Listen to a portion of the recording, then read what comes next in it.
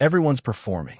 Right now, this second, someone's explaining themselves, justifying a decision, broadcasting their plans like they need permission from an invisible audience. Talking, endlessly talking, as if volume equals validity. And while they're doing that, they're hemorrhaging power. Look around any room. The one making the most noise is rarely the one you should worry about. They're too busy managing impressions, defending positions, needing you to understand. That need, it's a leak. Energy draining out with every word. Now, find a quiet one. Not shy, not timid, just contained. They're taking it all in, reading the room while everyone else is trying to write themselves into it. Watching patterns. Noticing what people reveal when they think nobody's paying attention. Silence isn't empty. It's full of information you can only catch when you stop adding to the noise. There's a restraint in it that most people mistake for passivity. They think if you're not constantly asserting yourself, you're weak, fading into the background. They're wrong. Restraint is the hard thing. Anyone can react. Anyone can fill dead air because it makes them uncomfortable. But to hold back when you could speak, to let tension sit there because you know it's working for you, that takes something most people don't have. You don't need to announce your next move. You don't need to explain your thinking. You don't need their validation or understanding. You just need to do it. While they're still talking about what they're going to do, you're already 3 steps ahead. Moving quietly, building without the performance. The powerful ones figured this out long ago. The less you say, the more weight your words carry when you finally use them. The less you reveal, the less they can use against you. The less you explain, the less you have to defend. Silence isn't a void. It's a choice, a weapon, a form of control so complete that people don't even realize you're wielding it. Stop performing. Start observing. The world's loud enough already. Chapter 1. Noise is the language of the weak. Power doesn't announce itself. It doesn't need to. Weakness does. It shouts. It explains. It performs. People who constantly need to speak, prove, and broadcast are not confident. They're insecure. They're trying to convince the world of something they don't yet believe themselves. They need external validation to feel real. They need attention to feel relevant. They need noise to fill the silence that exposes their lack of inner substance. You have a choice. You can be loud like the crowd or quiet like the commander. One seeks attention. The other commands it. That's the key. Volume versus value. Modern culture has inverted the equation. It rewards volume, not value. The loudest voices dominate social feeds. The most talkative employees dominate meetings. The constant explainers dominate relationships. We've been trained to believe that expression equals importance, that visibility equals power, that constant output equals relevance. But it's a lie. More words don't mean more wisdom. More exposure doesn't mean more influence. More expression doesn't mean more impact. Noise dilutes. Silence concentrates. The people who move the world forward are not those who post the most, speak the most, or explain the most. They're those who conserve their energy, guard their focus, and act without broadcasting. It's not about speaking more. It's about saying less and meaning every word. The weak need to be heard. Weak people talk to relieve anxiety. They speak to prove they exist. They mistake verbal motion for progress. They explain to everyone what they're doing, why they're doing it, and how misunderstood they are, because silence terrifies them. Silence forces them to face themselves. You don't need to explain your every move. You don't need to announce your every goal. You don't need their permission to execute. Strong people don't seek permission. They act. They build. They let results do the speaking. The weak seek validation. The strong seek outcomes. That's the difference. The psychology of noise. Noise is compensation. When you feel small, you make sound. When you feel uncertain, you over-explain. When you feel unseen, you perform. It's the same across all domains. The louder someone is, the less control they have internally. The insecure leader yells to maintain authority.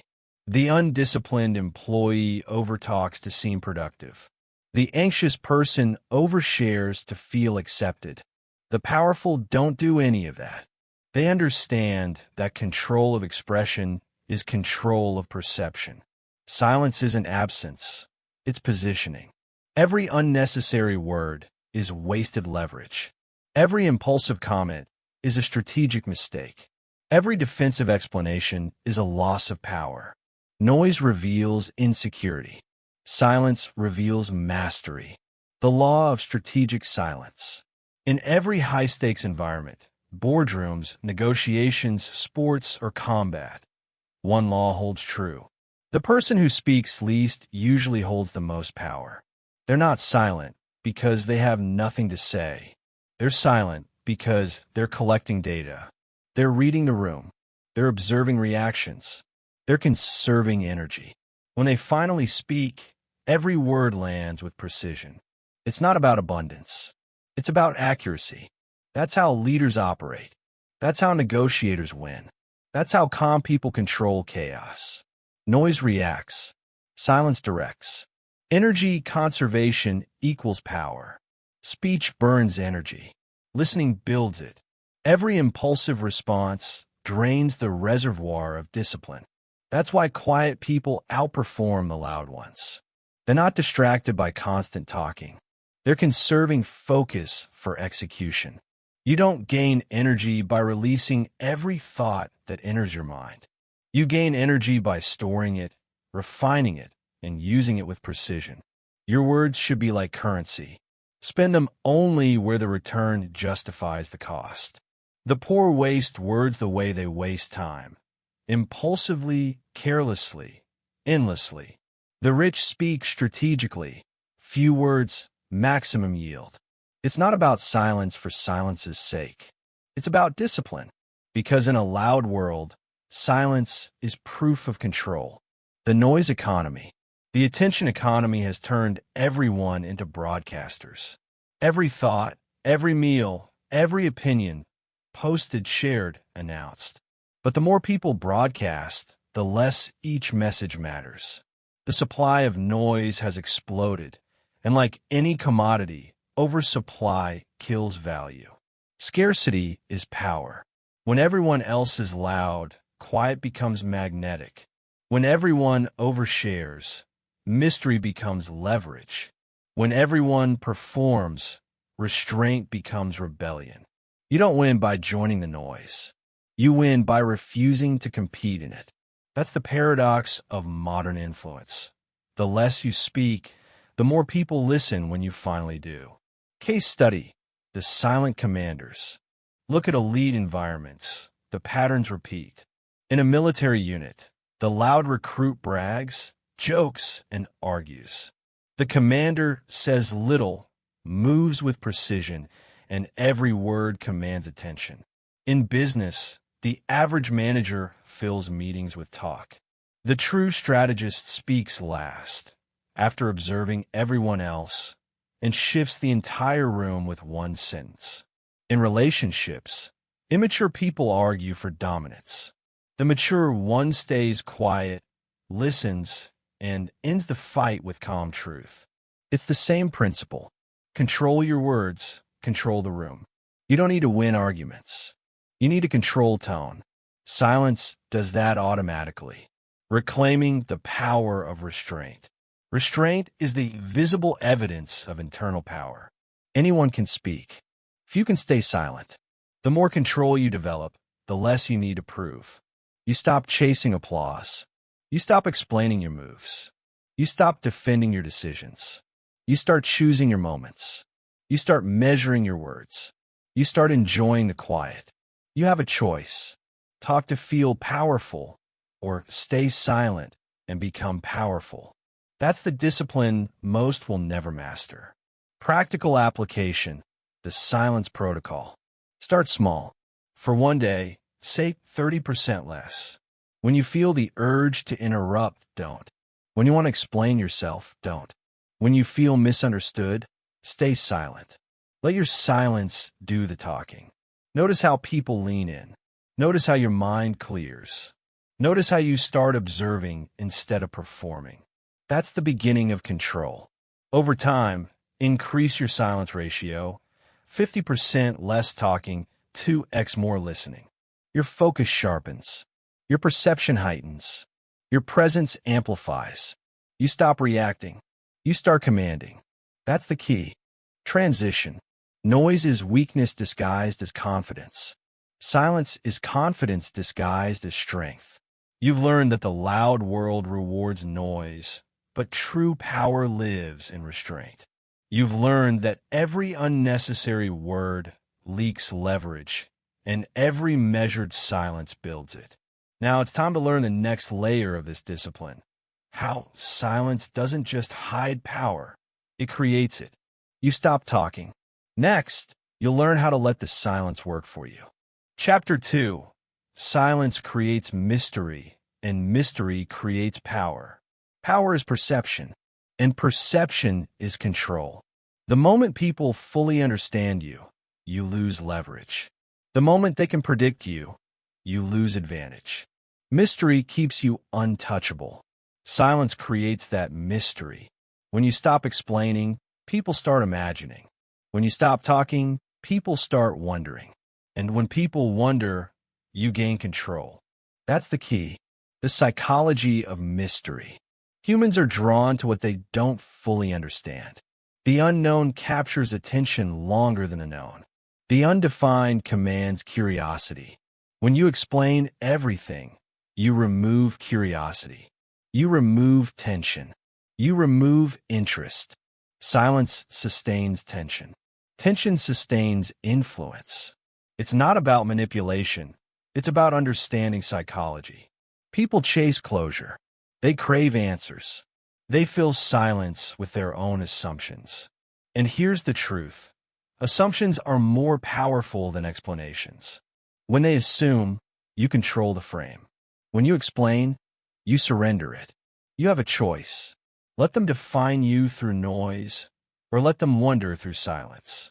Information is leverage. The world runs on information. Who has it? Who lacks it? Who controls it? Silence gives you informational advantage. Every time you speak, you give data away. Your thoughts, your emotions, your plans. Every word you release is a clue someone else can use. The disciplined person understands this. They reveal selectively. They protect the asymmetry. Because when others know less than you control the dynamic. It's not about secrecy for its own sake. It's about discipline of disclosure. You decide what's known. You decide what's withheld. That's control. The visibility paradox. The modern world worships visibility. People think being seen is power. It's not. It's exposure. The more visible you are, the more predictable you become. The more you explain, the easier you are to read. The more you reveal, the easier you are to attack. Power doesn't come from being seen. It comes from being felt. The quiet person in the room creates more gravity than the loud one. They don't need the spotlight. They make others orbit around their silence. That's real presence. And it can't be faked through words. Mystery as a strategic asset. Every powerful figure in history used silence and mystery as deliberate tools. Leaders like Napoleon, Jobs, and Washington understood timing. They spoke rarely. They revealed selectively. They built anticipation before they acted. Mystery multiplies the impact of your eventual move. The less people expect, the more power your actions carry. When you stay silent about your goals, no one can sabotage them. When you withhold your strategy, no one can counter it. When you keep people guessing, they hesitate, and hesitation is power handed to you. Most people can't tolerate being misunderstood for 5 minutes. The powerful can tolerate it for years. That's the difference between chasing validation and building dominance. How to build strategic mystery. Mystery is not about pretending. It's about editing. You edit what you share. You control pacing. You decide timing. Here's the discipline. Reveal less than you know. Never let your knowledge equal your speech. Keep a gap. That gap is where authority lives. Act without pre-announcement. Don't tell people what you're going to do. Do it, then let them see the results. Talking before acting burns momentum. Acting before talking builds mystique. Withhold explanations. When people question your motives, let them. Every explanation you give reduces your power by clarifying what they should have earned by observing. Control exposure. Don't appear everywhere. Don't share constantly. Appear occasionally with precision. Scarcity amplifies impact. That's how you create a psychological vacuum around yourself.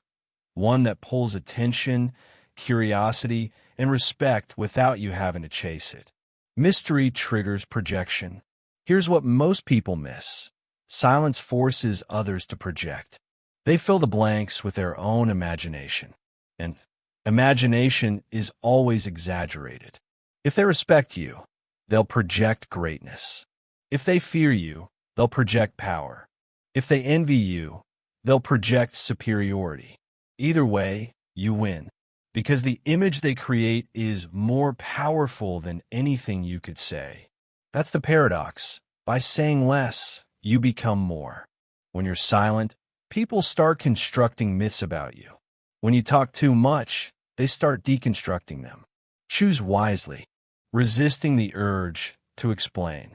The hardest part of maintaining mystery is enduring misunderstanding. Your ego wants to correct people. Your pride wants to clarify. Your insecurity wants to be liked. You must resist all three. Let them think you're wrong. Let them think you're distant. Let them think you don't care. Every moment you resist the urge to explain, your strength compounds. Every time you choose silence over justification, you grow untouchable. You don't owe anyone an explanation for your pace, your plans, or your principles. You owe yourself control. That's the key. Real-world application. Use silence as strategy, not accident. In negotiation, ask, then stay silent. Let them talk themselves into concessions. In leadership, speak less, listen more. Let your team fill the silence with solutions. In relationships, when tension rises, don't rush to fix. Stay composed. Let silence cool the heat that words would ignite. In public presence, post less, do more. Let your results create questions they can't answer. Powerful people aren't mysterious by nature. They're mysterious by discipline, silence, mystery, and respect. Mystery creates distance. Distance creates respect. When people don't fully understand you, they can't easily judge you. When they can't predict you, they can't control you. When they can't reach you easily, they value your access more. That's why scarcity and silence always outperform exposure and explanation. What is rare becomes valuable. What is constant becomes common. Your silence increases your perceived value automatically. Not because you've changed, but because access to you has. That's leverage. Transition. Noise demands attention. Silence commands it. Mystery multiplies it. You've learned that silence is not absence, it's strategy. You've learned that mystery doesn't hide power, it creates it. You've learned that withholding information increases value, while constant exposure destroys it. Now it's time to understand the next level of discipline, the test that exposes your real strength. It's not about what you say. It's about what you don't do when provoked. You've built mystery. Next, you'll build restraint. Chapter 3. Restraint reveals character. Anyone can speak. Anyone can react. Anyone can explode when provoked. That takes no strength. That takes no discipline.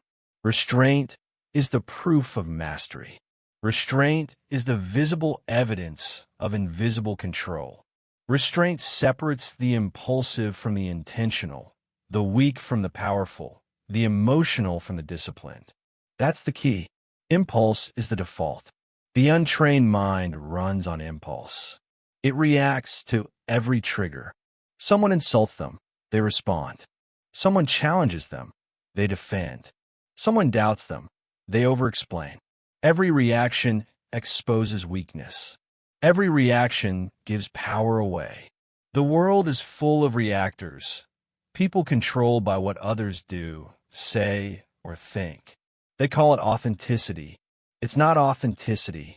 It's slavery to emotion. Restraint is freedom. Restraint means you are not moved by external provocation.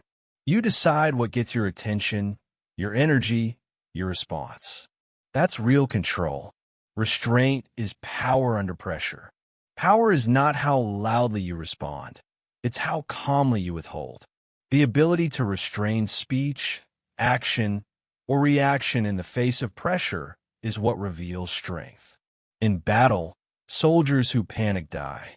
In business, leaders who react impulsively destroy value. In relationships, people who lash out destroy trust. Restraint preserves advantage. Restraint buys you time. Restraint protects position. When everyone else is reacting, the one who restrains becomes the only one still thinking. And thinking beats reacting every single time. That's the discipline. Every situation tests your restraint.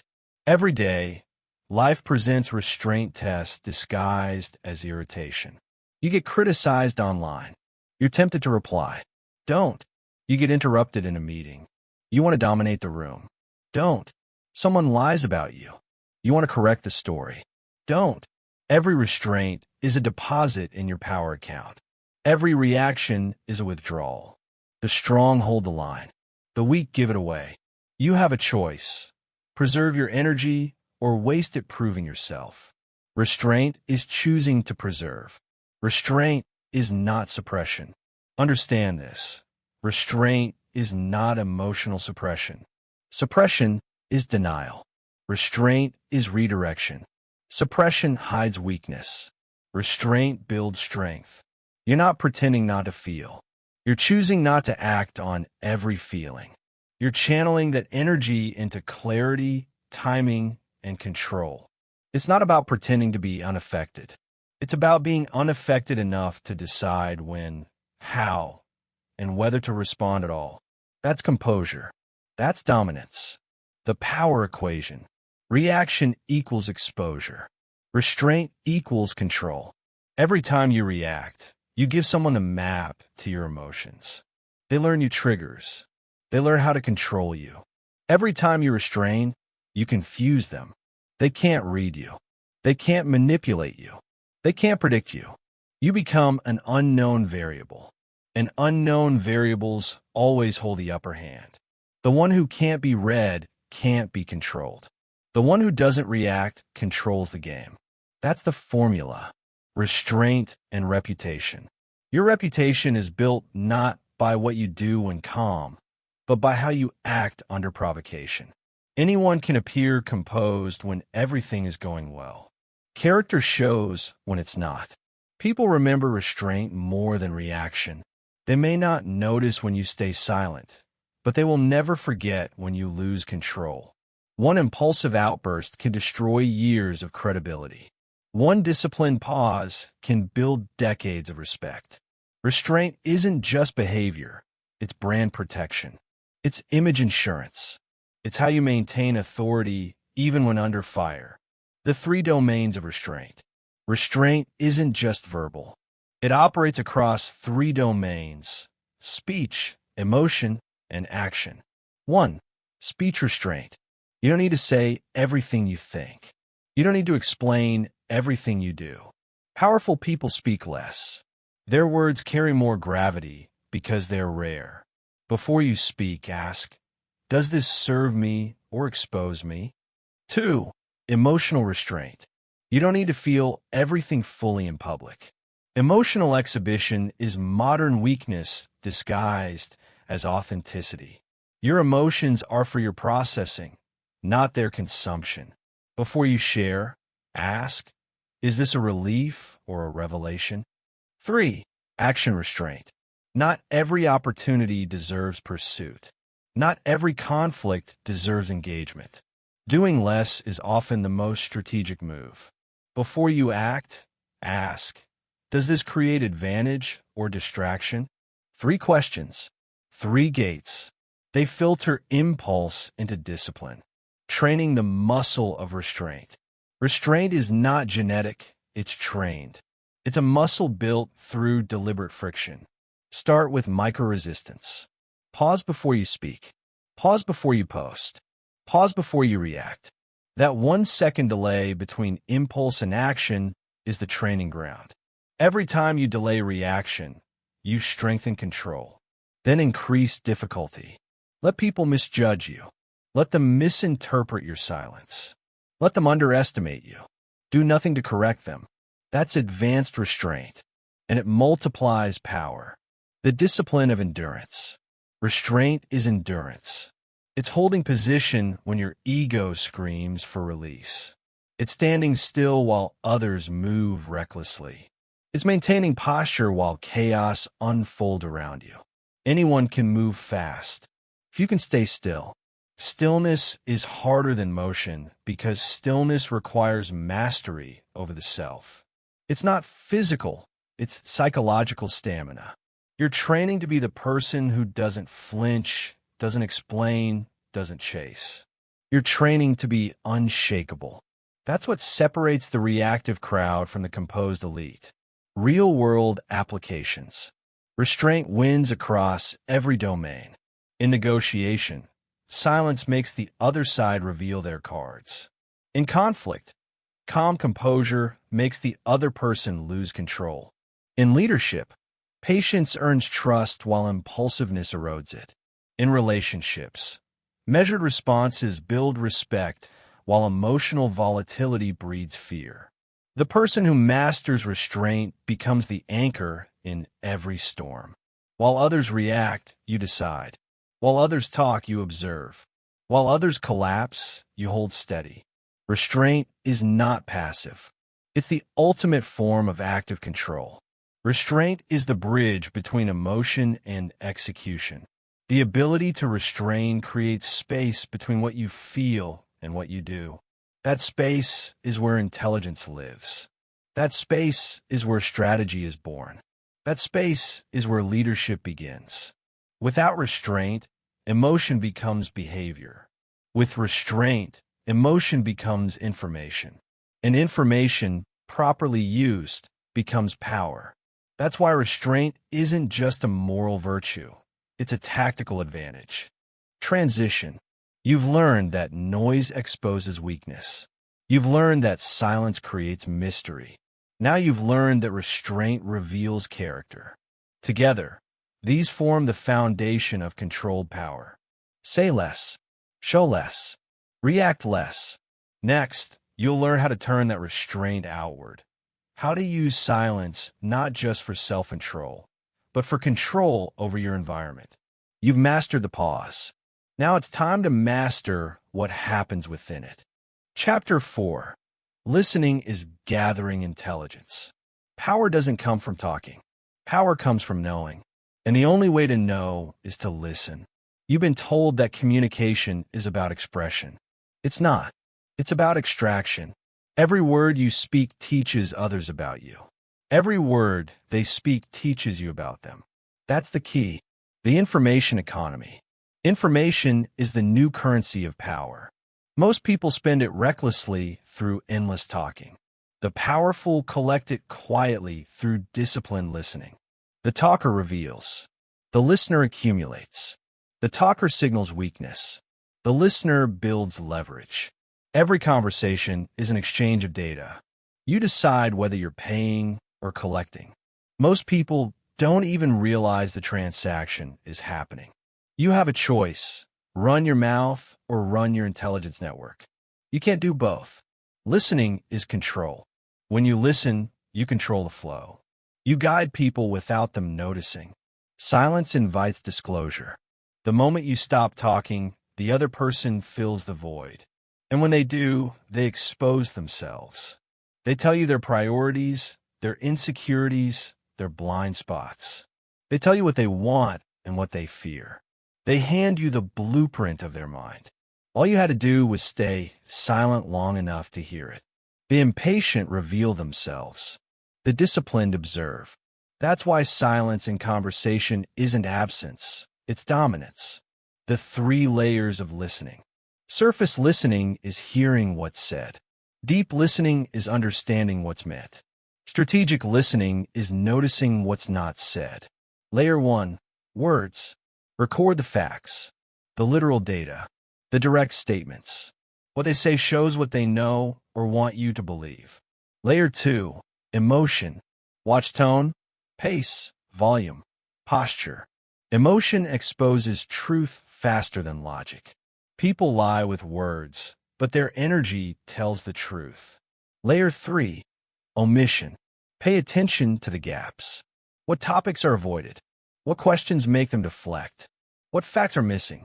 Absence is evidence. Train yourself to listen on all 3 layers simultaneously. The talker hears sound. The listener hears systems. The intelligence mindset. When you listen, you're not just collecting words. You're collecting patterns. What do people repeat? What triggers them? What themes return in every conversation? Patterns reveal identity.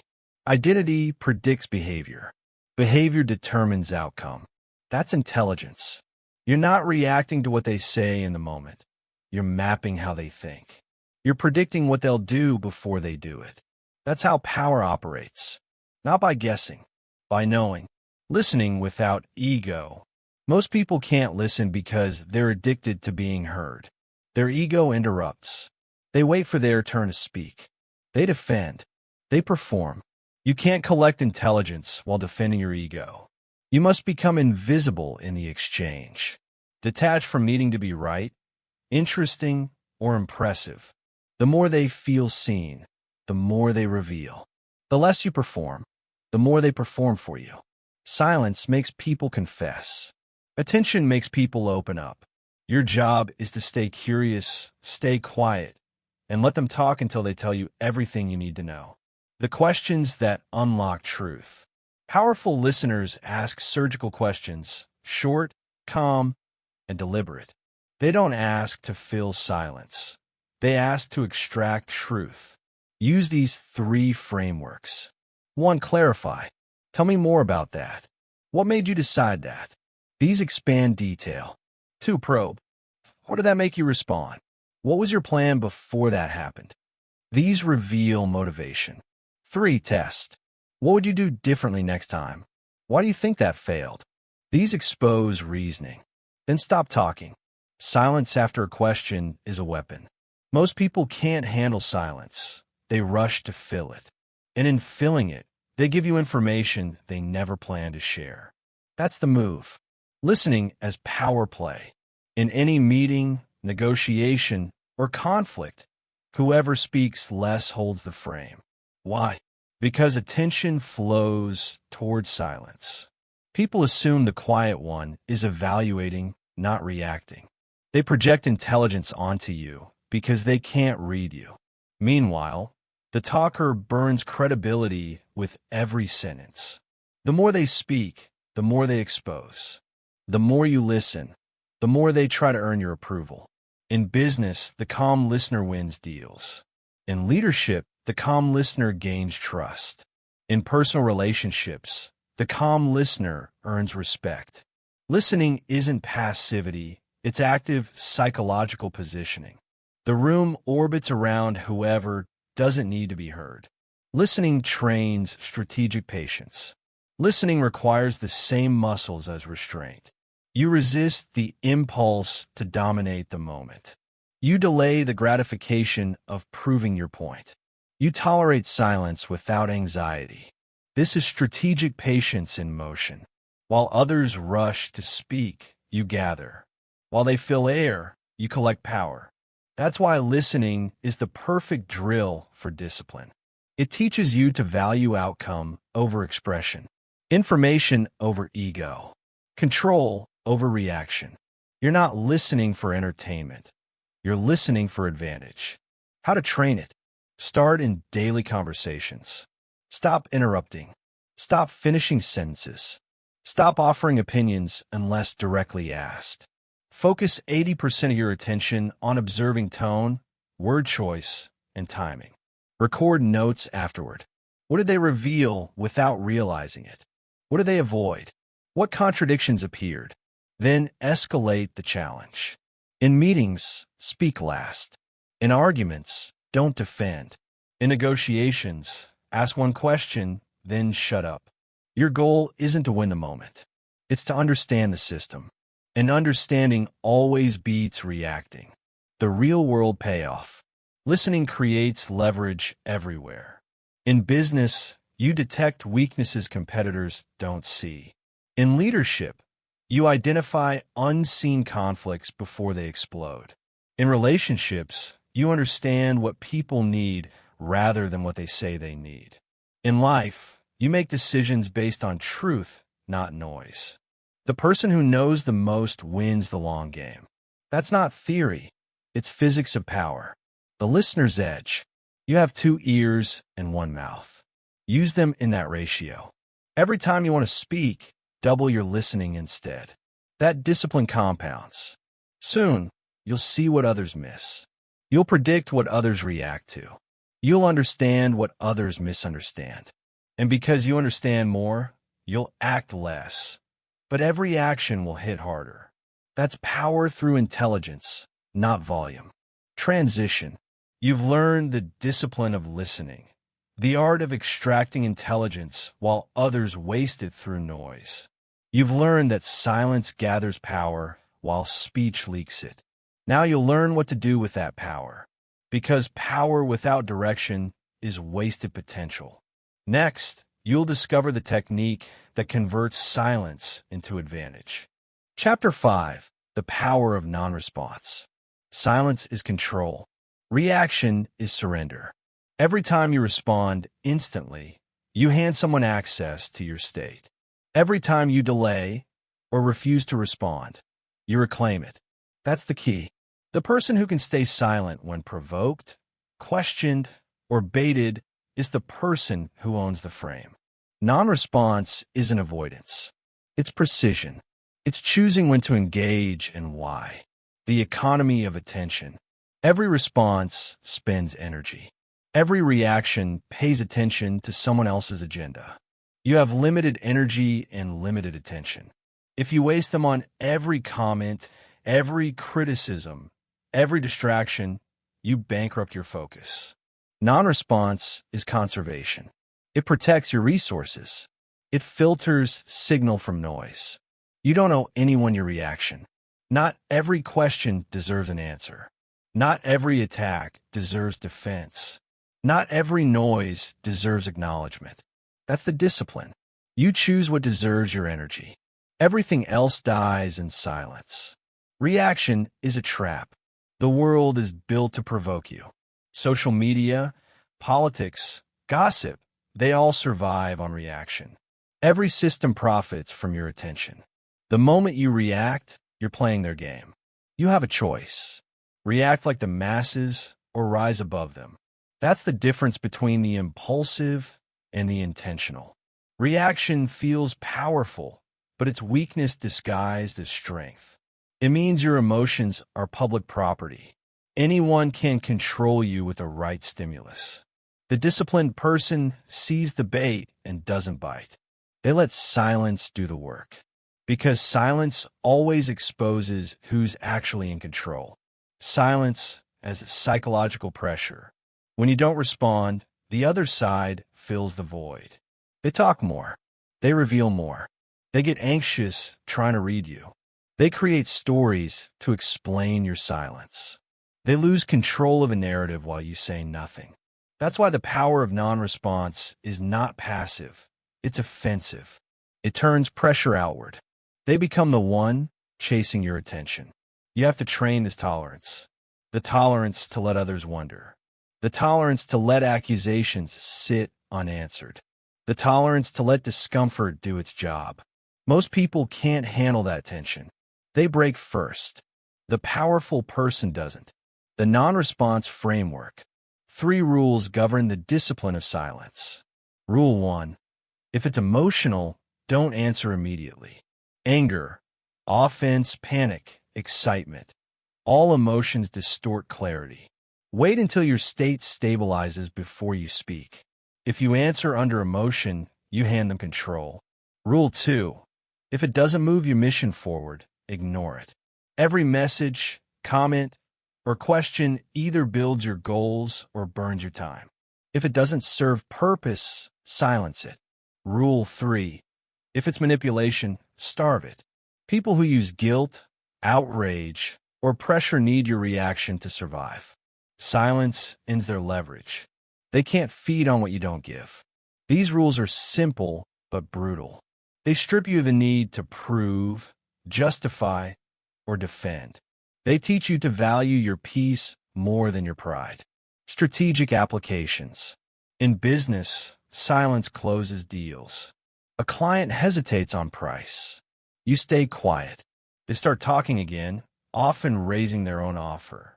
In relationships, silence ends cycles. Someone starts a pointless argument. You don't engage. The fire dies because you stopped adding fuel. In leadership, silence creates authority. Your team debates in circles. You listen. When you finally speak, every word lands like impact. Non-response isn't indifference, it's strategy. You're not avoiding life. You're directing it. Why you speak too much? You respond because silence feels uncomfortable. You explain because misunderstanding feels threatening. You defend because ego feels attacked. That's not strength.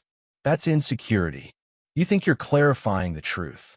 You're actually negotiating your value.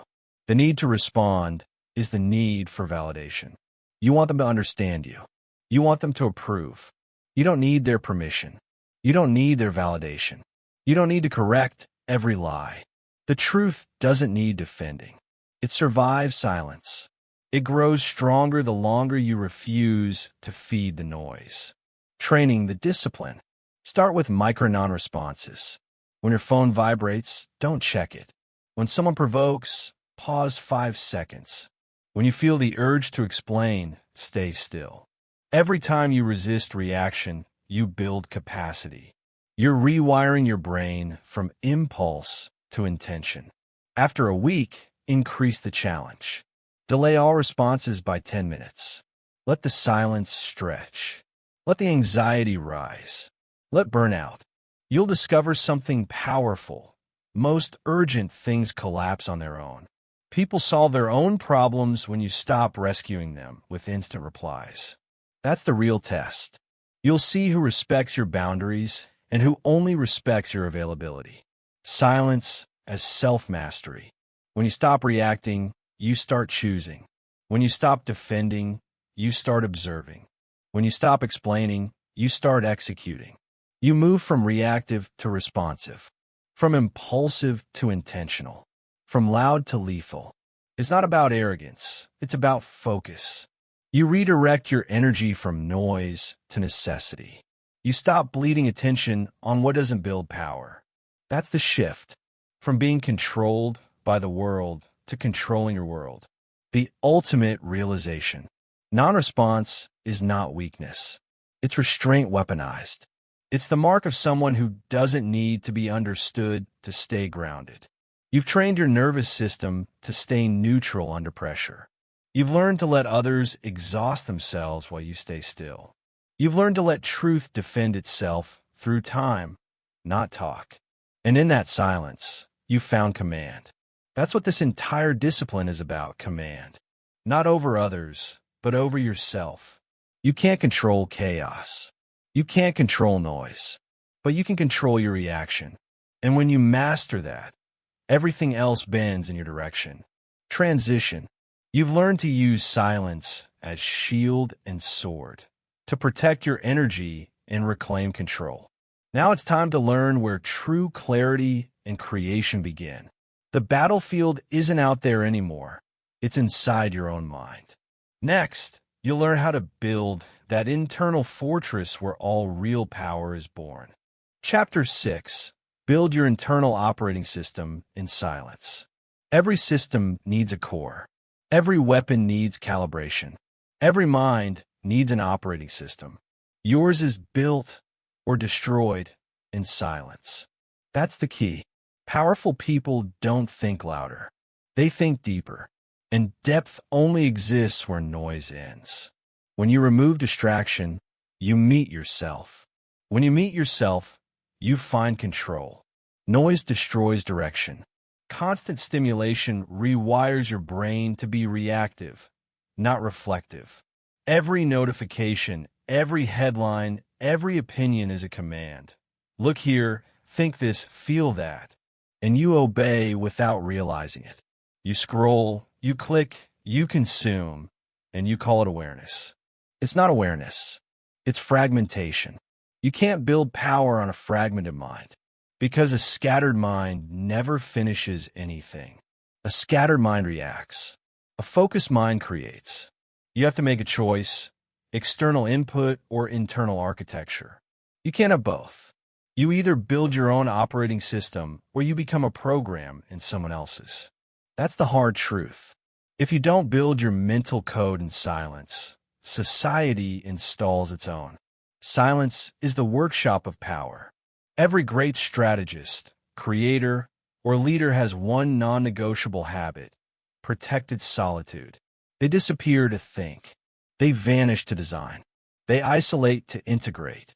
They understand that silence isn't absence, it's environment. It's the lab where clarity is engineered and vision is forged.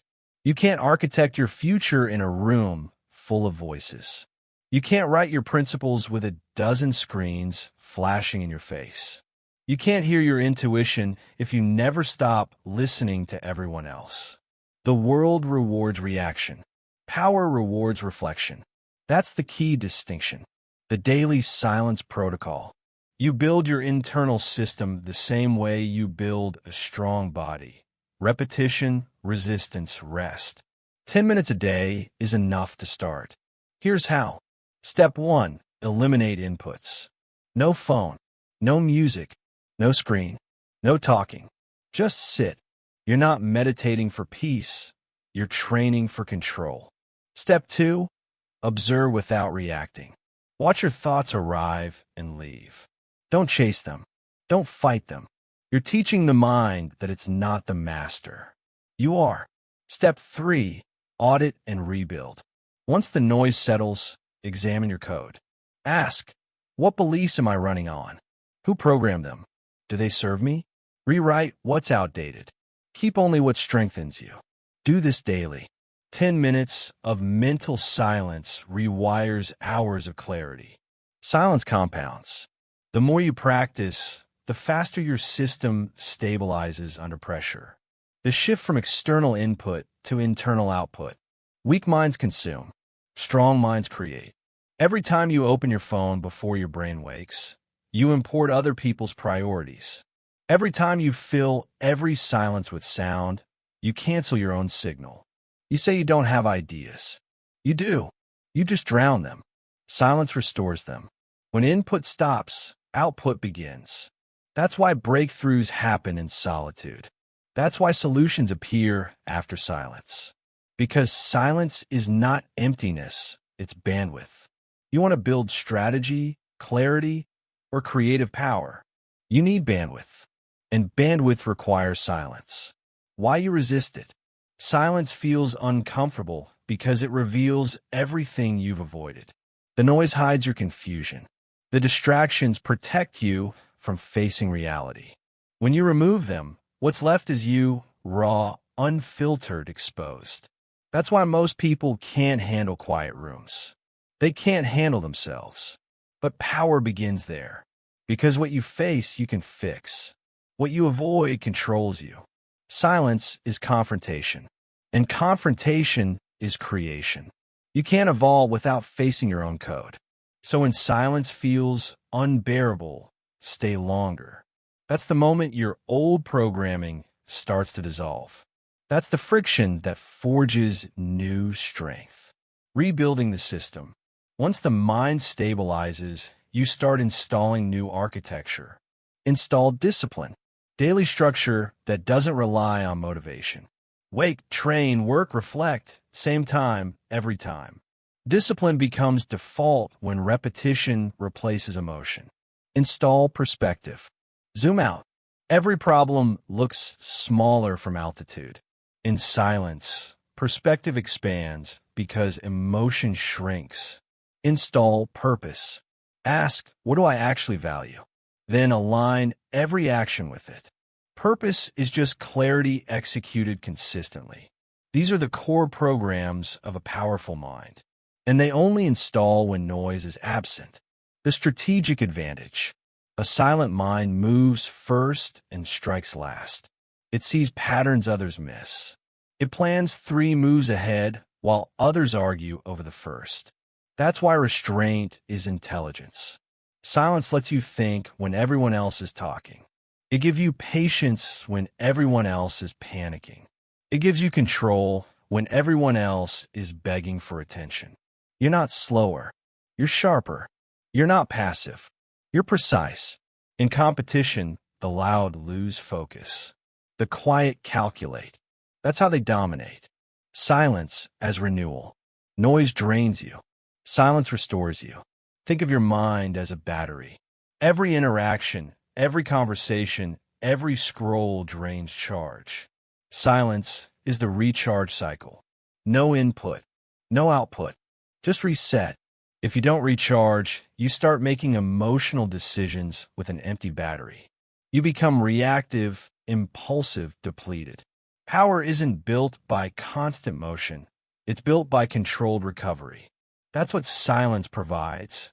Recovery for the mind that carries too much. Making it a way of life. You don't do silence. You live it. You design your environment to support it. Schedule daily no-input blocks. Turn off notifications. Walk without headphones. Work without background noise. Drive without talking. Every environment you quiet becomes a sanctuary for strategy. Every moment you protect from noise adds layers to your control. Silence becomes your operating system. Not a tool you visit, but a state you inhabit. You think clearer. You act slower but hit harder. You stop explaining and start executing. You become dangerous because you no longer leak energy through noise. Transition. You've built the system. You've learned to generate clarity, restraint, and focus from silence. Now it's time to use that silence as a weapon in conflict, because silence doesn't just protect, it dominates. Chapter 7. Silence in conflict is strategic dominance. Conflict exposes what people truly are. Most pretend to be calm until they're challenged. Most claim control until they're provoked. But the moment they start arguing, defending, explaining, or reacting, they reveal the truth. They're emotionally governed, not strategically grounded. That's the key. In conflict, whoever stays silent longest wins. Not because silence avoids confrontation, but because silence controls it. The psychology of pressure. Conflict is pressure. Pressure forces instinct to surface.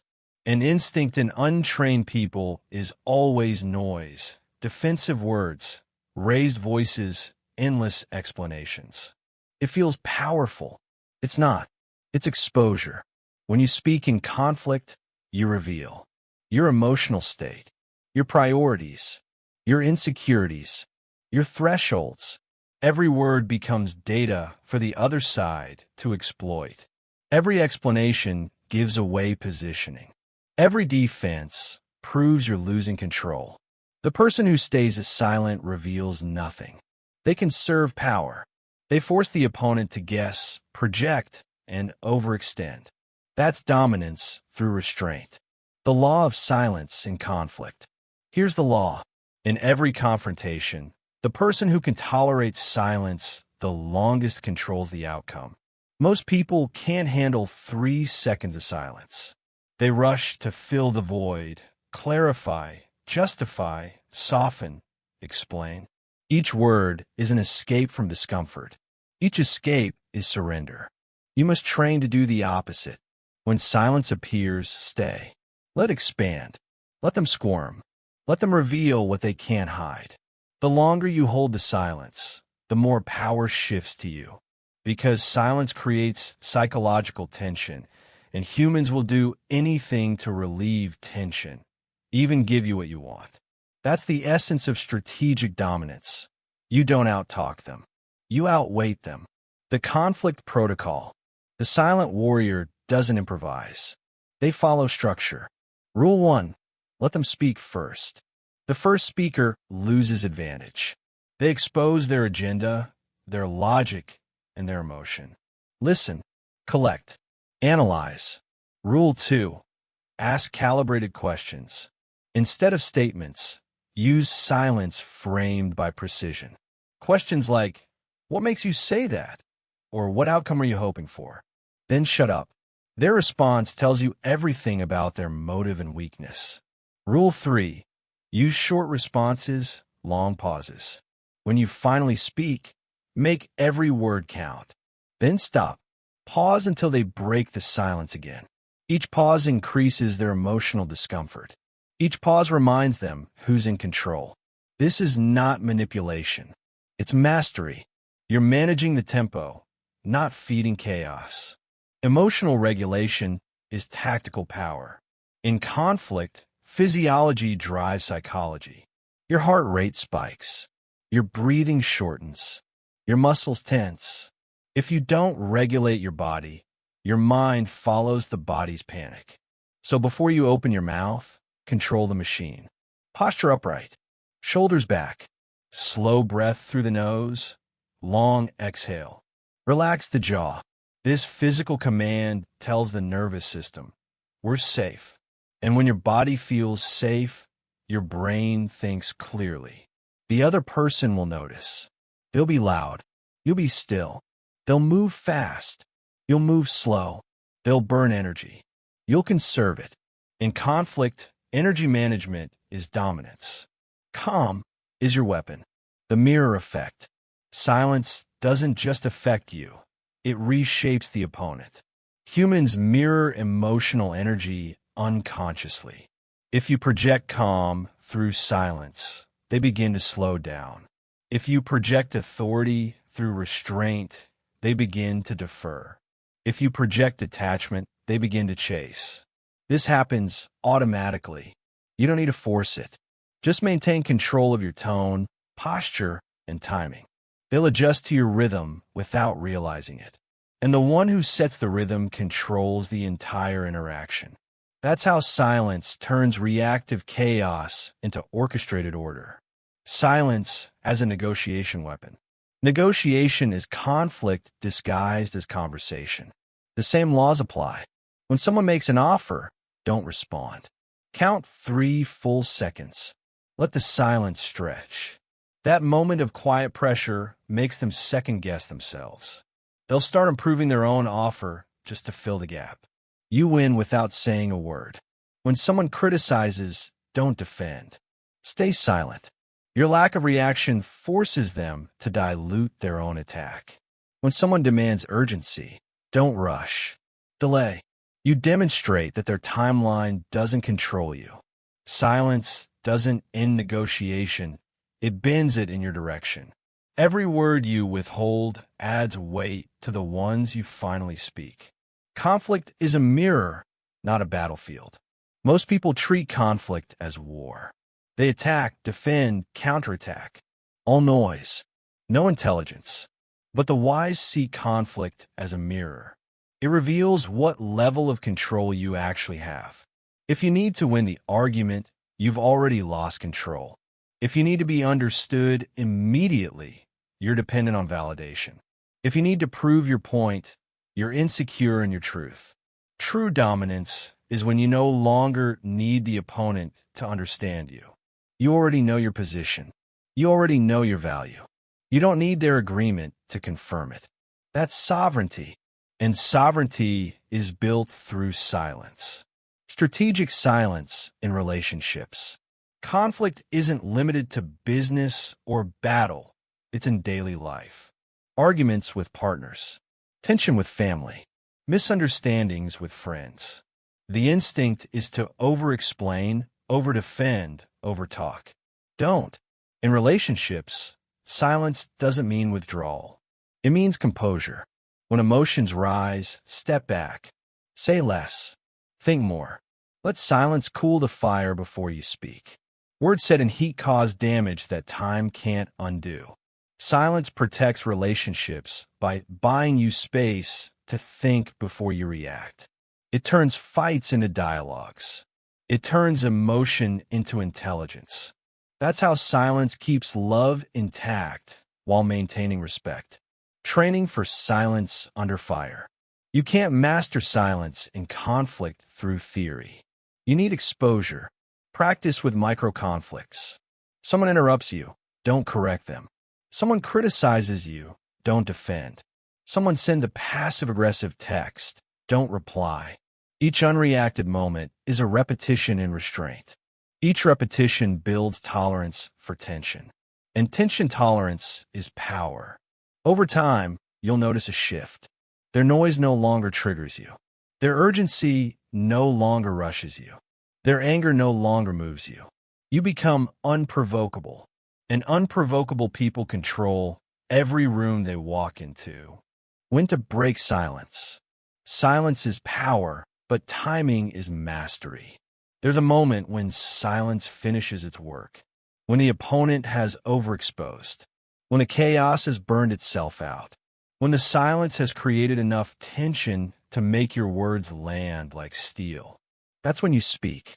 Briefly, clearly, calmly. No emotion. No excess. You say exactly what shifts the situation, then stop again. Because once silence has done its work, over-talking destroys its effect. Every word after the necessary one is weakness. The lesson. Conflict reveals control. Noise is reaction. Silence is strategy. When you speak impulsively, you leak energy. When you remain silent, you store it. And stored energy is leverage. That's the principle of strategic dominance. The ability to remain still while others self-destruct through noise. In every conflict, you have a choice. React emotionally or respond strategically. Talk impulsively or act deliberately. Prove yourself or preserve yourself. Choose silence, because silence wins. Transition. You've mastered silence under pressure. You've learned to weaponize restraint in conflict. Now it's time to use silence, not just to win battles, but to build alliances. Because silence doesn't just defend power, it attracts it. Chapter 8. Silence filters your tribe. The moment you embrace silence, people around you start revealing who they really are. You won't need confrontation. You won't need analysis. Your silence will expose them faster than any argument ever could. That's the key. Silence is a filter. It separates the grounded from the fragile, the authentic from the performative, the disciplined from the desperate. When you stop feeding others constant attention, explanation, and validation, you watch who can stand on their own and who collapses without your noise. The hidden test of silence. Every relationship, personal or professional, is built on energy exchange. Some people are drawn to your calm. Others are addicted to your performance. And silence disrupts both. When you stop talking, performing, and entertaining, people must face the truth of what they actually value in you. If they valued your energy, your wisdom, or your integrity, they'll stay. If they only valued the stimulation you provided, they'll vanish. That's the test. Your silence exposes who's real.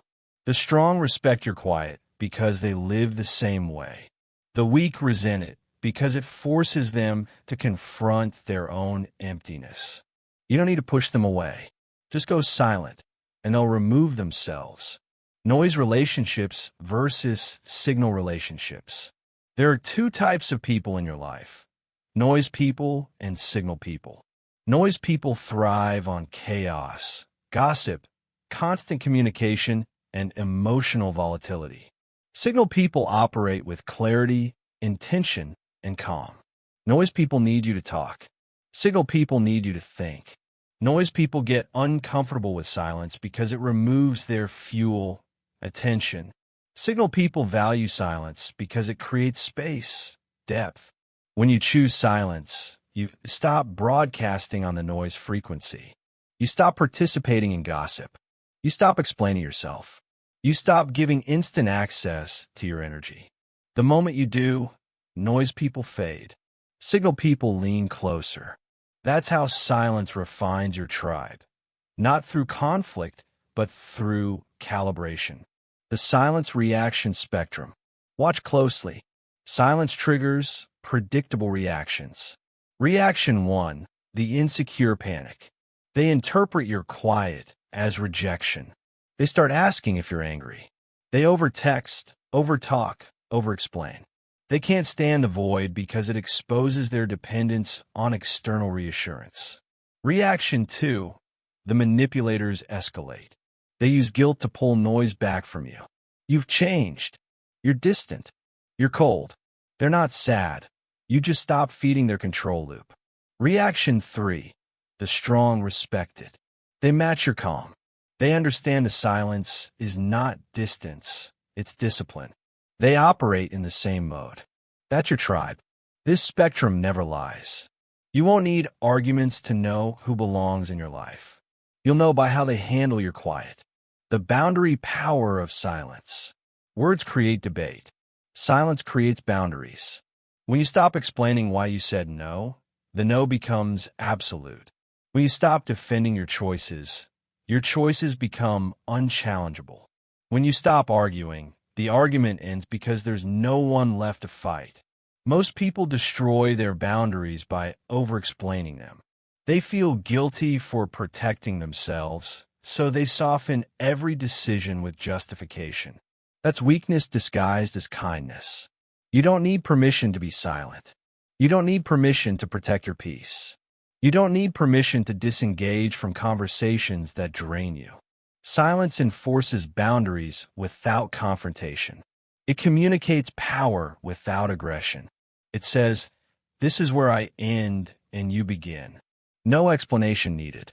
Silence, an energy economy. Your energy is currency. Every word you speak spends it. Every conversation you entertain costs it.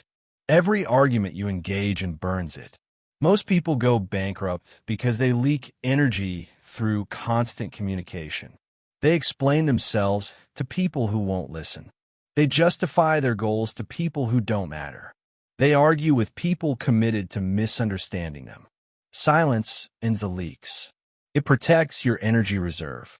It keeps your attention on high-yield activities, execution, strategy, growth. The world rewards people who can focus deeply for long periods. Silence is the foundation of that focus. You can't build depth while constantly reacting to noise. That's why the loud rarely lead and the quiet rarely lose. You don't need to speak more. You need to waste less. That's the power of silence as energy discipline. The loneliness illusion. When you first adopt silence, it feels like isolation. You'll notice fewer messages, fewer calls, fewer invitations. Your social volume decreases, and that triggers panic in those addicted to attention. But here's the truth. You're not losing people. You're losing dependency. The people leaving were never your allies. They were your distractions. Silence reveals how much of your social life was built on obligation, noise, and mutual avoidance of solitude. When that's stripped away, what's left feels small, but it's real. You'll crave old noise for a while. Don't give in. That craving is withdrawal, not loneliness. Withdrawal from overstimulation. Withdrawal from validation addiction. Stay the course. After the silence detox, your mind recalibrates. You'll start valuing quality over quantity, depth over volume, alignment over approval. Then, and only then, does your true tribe appear. The law of vibrational match. Energy attracts likeness. When you operated through noise, you attracted chaotic people. When you start operating through silence, you attract calm, intelligent, strategic people. This isn't mysticism, it's behavioral physics. People seek environments that mirror their internal state. When your state changes, your environment follows. Silence upgrades your frequency. It repels those who feed on drama. It attracts those who feed on purpose. You can't fake this. If you maintain silence for long enough, your outer world begins to reorganize around your inner stillness. Your relationships change. Your collaborations change. Your opportunities change. That's how silence becomes not just a personal tool, but an environmental filter. Strategic social minimalism. You don't need a large network. You need a clean one. Silence helps you achieve that.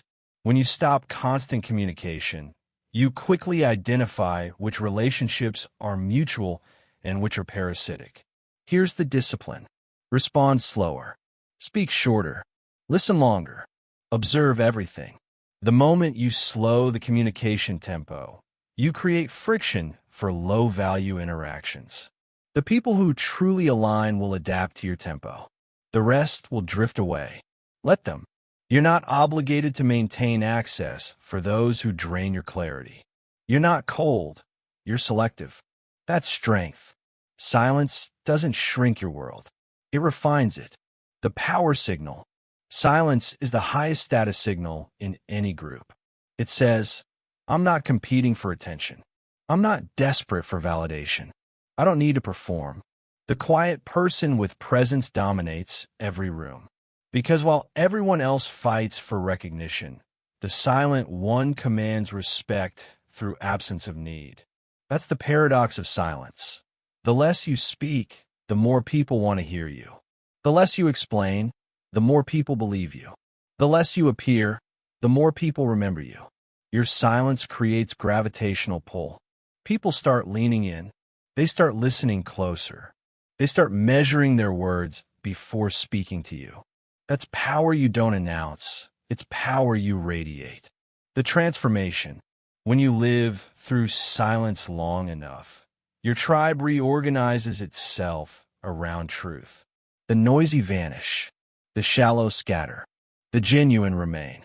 You end up surrounded by people who understand pauses, who value presence over performance, who can sit in silence without fear. That's when you know you've found alignment. You didn't demand loyalty. You didn't chase connection. You didn't force belonging. You simply stopped broadcasting and let silence do the sorting. That's mastery. Transition. You've learned how silence filters people, how it protects your boundaries, how it reorganizes your relationships. Now it's time to learn how silence can destroy all the power you've built, if used at the wrong moment. Chapter 9. The danger of breaking silence prematurely. Silence is power, but only when maintained long enough to mature into leverage. Break it too early, and the power evaporates instantly. That's the paradox most people never understand. They work hard to build mystery, to practice restraint, to operate quietly, and then destroy it in one impulsive moment of need. They reveal plans before they're real. They explain themselves when no explanation is required. They speak to relieve discomfort instead of to create impact. The result is always the same. They trade long-term power for short-term relief. And that trade is the reason they never rise. The cost of premature expression. Every time you speak, you spend power. Every time you reveal, you lose leverage. Every time you justify, you surrender positioning. Most people talk because silence feels unbearable. They can't tolerate being misunderstood. They can't handle not being seen. They can't endure the tension of being unconfirmed. So they break silence early to seek reassurance and destroy the advantage their silence was building. That's the key. Silence gains value only through duration. The longer you can hold it, the more weight your eventual words carry. Break it too soon, and your words lose gravity. Look at any powerful figure, executive, strategist, negotiator, leader. They speak less, but when they do, everyone listens. Why? Because silence made their words rare. Scarcity multiplies impact. Premature speech eliminates scarcity. You have a choice: comfort now or power later. Most choose comfort. The disciplined choose power. Why you break silence too soon? Breaking silence early is rarely strategic. It's emotional. You break silence because you want validation. You want to be understood. You want to release tension. You want to prove you're right. All emotional. All weakness. Your brain craves relief from uncertainty, so it pushes you to speak, reveal, or justify. It convinces you that expression will give you peace. But that's a lie. Expression gives you momentary relief and long-term regret. True peace comes from control. Control over impulse, timing, and information. You don't need their understanding. You don't need their reaction. You don't need to fill silence with words to feel significant. You only need to hold the line until silence has done its work. That's the discipline. The 4 premature speech traps. There are 4 main traps that destroy the power of silence. Trap 1. Announcing before achieving. You share goals before executing them. You tell people what you'll do before doing it.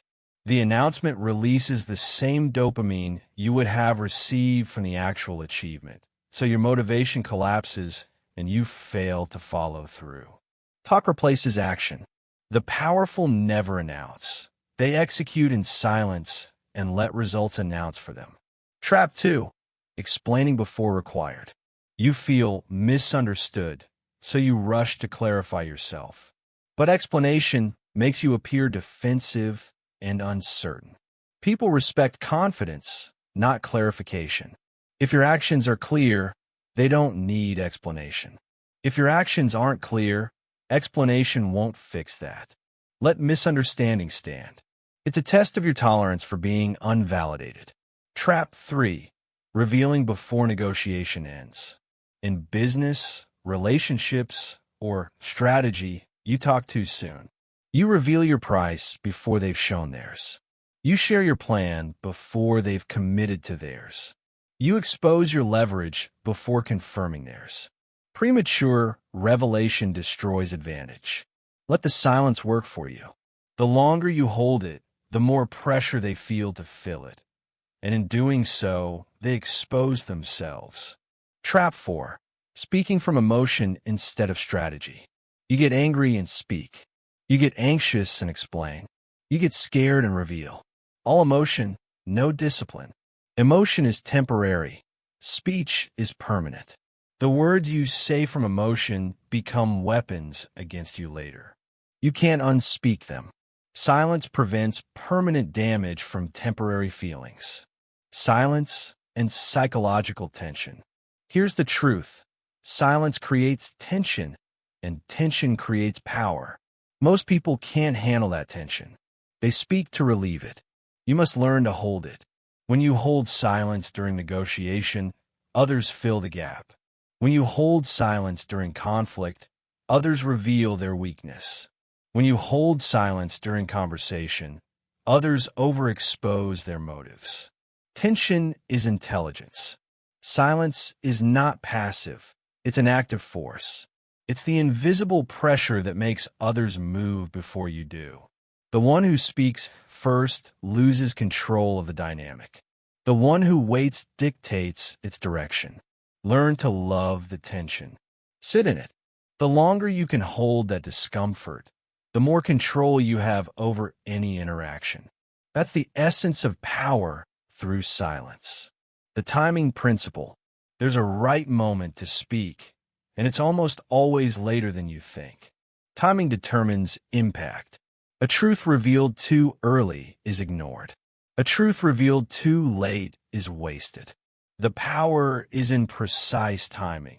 Speaking only when silence has created maximum attention, maximum curiosity, maximum need for your input. You don't need to guess the timing. You can feel it.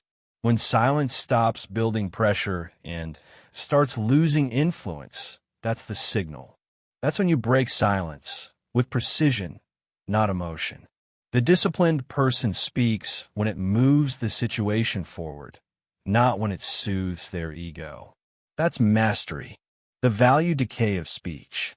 Words decay in value the more frequently they're used. Speak constantly, and your voice becomes background noise.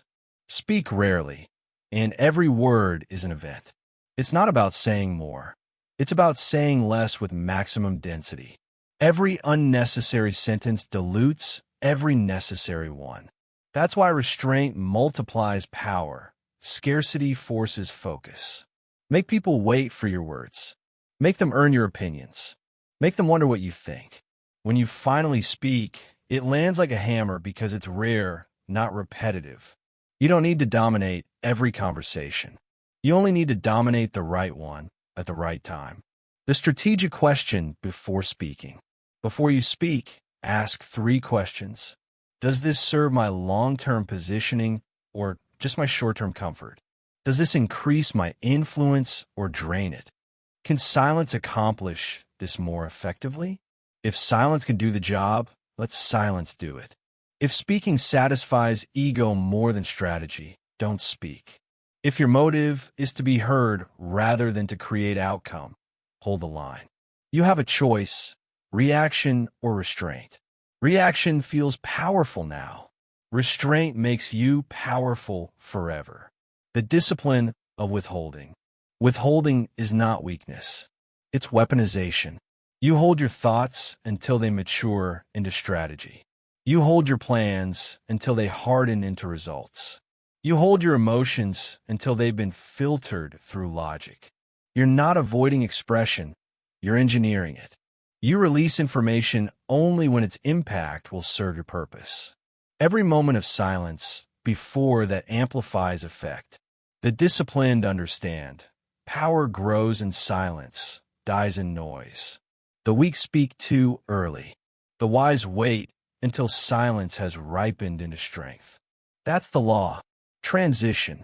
You've learned that breaking silence too early destroys the leverage you built. That silence held long enough becomes gravity. That restraint under tension separates amateurs from masters. Now it's time to go further. Silence isn't just a strategy. It can become your natural state. When silence stops being something you practice and becomes something you are, you enter true mastery. Chapter 10. From silence practice to silence nature. At first, silence feels unnatural. It feels like work. You have to remind yourself to pause, to hold, to resist.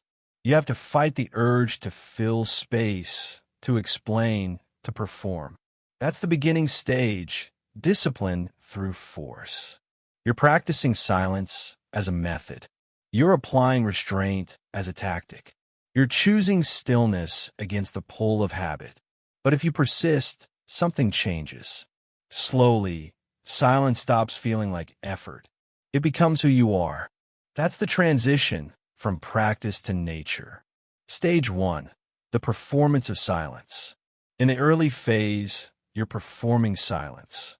You're still fighting noise inside you. You still want to be seen. You still crave reaction. You still measure your value through response. That's fine. Every discipline starts as a performance. At first, you fake calm until you build calm. You fake restraint until restraint becomes real. You fake composure until it's automatic. You sit through conversations where your mind screams to speak. You hold your tongue when your ego burns to defend. You stay still while others chase attention. This is mechanical silence, deliberate, uncomfortable, and necessary. It's your training ground. Without it, you never reach mastery. Stage 2. The integration of silence. After repetition, silence integrates. It moves from something you do to something you become. You stop practicing restraint because you don't feel the pull to react anymore. The noise around you doesn't enter you. You hear it, but it no longer stirs you. This is the midpoint, the shift from external discipline to internal design. You start preferring quiet over chaos. You start noticing what noise costs you: clarity, energy precision. You stop chasing validation because you no longer need it. You don't need to prove you're in control. You simply are. You don't need to demonstrate intelligence. Your decisions reveal it. You don't need to demand respect. Your silence earns it. You've internalized what most never understand. Silence isn't absence, it's authority. Stage 3. The nature of silence. Once integrated long enough, silence becomes your nature. You don't choose it, it's automatic. You don't hold back, it's just your rhythm. You don't calculate timing, it's instinct. You've rewired yourself from external reactivity to internal command. You no longer chase noise, you create gravity. You no longer seek attention, you attract it effortlessly. You no longer talk to fill space, you let space do the speaking. This is what people mistake for charisma. They feel the weight of your presence and can't explain it. It's not charm, it's not performance. It's quiet power, earned through restraint, reinforced through stillness. The loud project power, the silent radiate it. That's the difference. The death of ego through silence. Silence kills ego faster than failure ever could. Because ego lives in noise. Ego feeds on reaction, on validation, on display. When you remove its food supply, words, attention, audience, it withers. When you no longer need to speak to prove your worth, ego dies. When you no longer crave understanding, ego dies. When you no longer seek acknowledgement, ego dies. What remains is clean confidence, power without pretense. You move through the world lightly, but decisively. You say little, but everything you say lands. You act without broadcasting. You succeed without announcement. Ego shouts. Mastery whispers. That's the distinction between those chasing perception and those commanding reality. The freedom of being unknown. When silence becomes your nature, you stop fearing being misunderstood. You stop explaining. You stop correcting. You stop performing. You understand that truth doesn't need validation. That strength doesn't need witnesses. That purpose doesn't need applause. You become free from the addiction of being seen. You stop narrating your life for others. You stop living as a broadcast channel. You start living as a fortress, quiet, solid, self-contained. That's the key. You stop needing to be known and start needing to be effective. You trade exposure for execution, and that trade changes everything. The world will still talk. Let it. You'll be working while they're explaining. You'll be building while they're broadcasting. You'll be mastering while they're performing. And when the noise fades, you'll still be standing. The tactical advantages of silence as nature. When silence becomes instinct, you gain unfair advantages in every field. In negotiation, silence makes others reveal too much. In leadership, silence makes people listen more closely. In relationships, silence prevents escalation. In decision-making, silence creates clarity. In crisis, silence gives time to think before acting. You can't buy that advantage. You can only earn it through repetition, through thousands of moments where you could have spoken but didn't, could have reacted but waited, could have defended but held the line. Each act of restraint built your edge. Each moment of stillness sharpened your mind. Each pause created a layer of internal control. Now it's who you are, not performing silence, being silence. The power shift. The quiet mind is the ultimate weapon. It sees clearly while others are blinded by noise. It acts strategically while others chase impulse. It conserves energy while others exhaust themselves in expression. You've built that weapon. Every pause was a rep. Every withheld word was a set. Every silence you maintained under pressure was strength added to your internal system. Now your baseline is calm.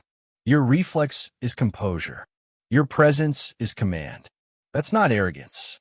That's calibration. You've aligned yourself with control, and control is power. The new baseline. When silence becomes nature, you stop forcing discipline. It's built into you.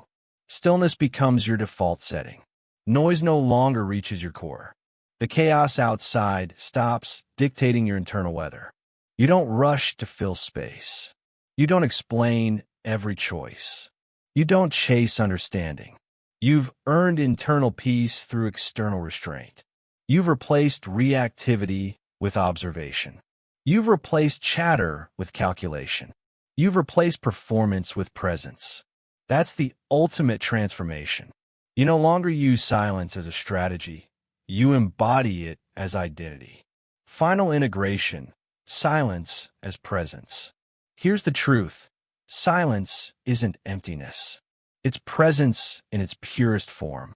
It's awareness without disturbance. It's power without noise. When you walk into a room, people feel it before you speak. When you sit in a meeting, attention shifts toward you without effort. When you move with precision. When you speak, every word carries authority because silence gave it weight. That's the pinnacle. Not performing calm, being calm. Not forcing restraint, living restraint. Not practicing silence, becoming silence. This is what mastery feels like. Steady, unshakable, untouchable. Transition to closing. You've built calm in chaos. You've mastered restraint in conflict. You've turned silence from method to nature. Now, you understand the final truth. Power isn't loud. Power isn't seen. Power is held. That's your edge. That's your discipline. That's your legacy. You've mastered silence. Now use it. In your work. In your relationships. In your mind. Speak only when it strengthens your position. Act only when the time is right. Stay still when others panic. Because silence isn't withdrawal, it's control. You've completed the transformation. You don't just understand silence. You are silence. You get it now, don't you? Noise is what the desperate make. The ones who need you to know, to see, to validate. They fill every silence because silence terrifies them. But you're learning something else. When you withhold, people lean in. They wonder. They project. Mystery doesn't just attract attention. It commands it. And you create mystery simply by not explaining yourself every 5 minutes. Restraint shows who you are more than any speech ever could. Reacting is easy. It's automatic, thoughtless. But staying still when everything in you wants to move, that's strength. That's character revealing itself without saying a word. Here's what shifts when you stop talking. You start hearing things. Real things. People tell you who they are if you give them space. But most people are too busy waiting for their turn to speak to actually listen. While you're silent, you're gathering intelligence. While they're talking, they're giving it away. Not everything deserves your response. Seriously, most statements are just noise looking for an echo. Let them evaporate into the air. Your silence, your refusal to engage, that's an answer in itself. Often the most powerful one. The real work happens away from the audience anyway. When nobody's watching, when there's no performance to give. That's where you actually grow, where you build something that doesn't need applause to exist. In conflict, silence is devastating. While they're escalating, explaining, justifying, you're just there, watching. It unnerves people. They don't know what you're thinking, so they start filling in the blanks, usually against themselves. You win without fighting. Pay attention to who stays when you stop performing. Some people need the show. They feed on your explanations, your vulnerability, your constant availability. When you go quiet, they disappear. Good. The ones who remain, they see past the noise. They value what's underneath. Timing matters more than content. Don't rush to fill space. Let things breathe. The right words at the right moment carry more weight than 1,000 premature ones. Eventually, this stops being a tactic. It becomes who you are. You don't practice silence. You simply stop needing to prove anything to anyone. Starting now, Cut your words in half. For 7 days. Listen double. Observe everything. Respond only when it serves you, not when you feel obligated or uncomfortable or eager to be seen. Watch what happens. People will lean closer. Respect will shift. They'll tell you things they wouldn't have before because your silence made space for their truth. This isn't about becoming cold or distant. It's about recognizing that your power doesn't live in your explanations. It lives in what you choose to keep to yourself.